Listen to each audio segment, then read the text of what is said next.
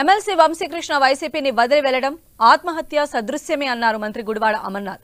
ఆయనకు అన్ని పదవులు ఇచ్చారని, జగన్ తనకు ఏ అన్యాయం చేయలేదని వంశీయే స్వయంగా చెప్పారన్నారు. కేవలం ప్రత్యక్ష రాజకీయాల్లో పోటీ చేయడం కోసమే వంశీ జనసేనలోకి వెళ్లారన్న మంత్రి సిద్ధాంతాలు నచ్చి పార్టీ మారినట్లు ఎక్కడా చెప్పలేదన్నారు.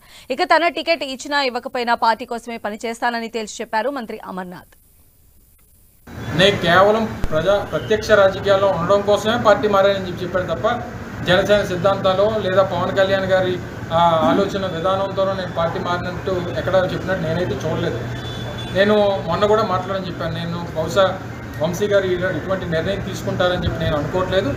ఒకవేళ తీసుకుంటే మాత్రం రాజకీయంగా ఆత్మహత్యలే తప్ప హత్యలు ఉండవు అనేటువంటి మాట చెప్పాను. ఆయన రాజకీయంగా ఆత్మహత్య చేసుకున్నట్టే అనేటువంటి నా అభిప్రాయం. నేను మొదటి నుంచే ఒకటే చెప్పాను, అమర్నాథ్ని మార్చినా, అమర్నాథ్ని ఖాళీగా ఉంచినా మేము జగన్మోహన్ రెడ్డి గారి కోసం జెండా పట్టుకొని తిరుగుతాం తప్ప అన్నీ మూసుకొని ఇంట్లో కూర్చునేటువంటి రకం కాదు.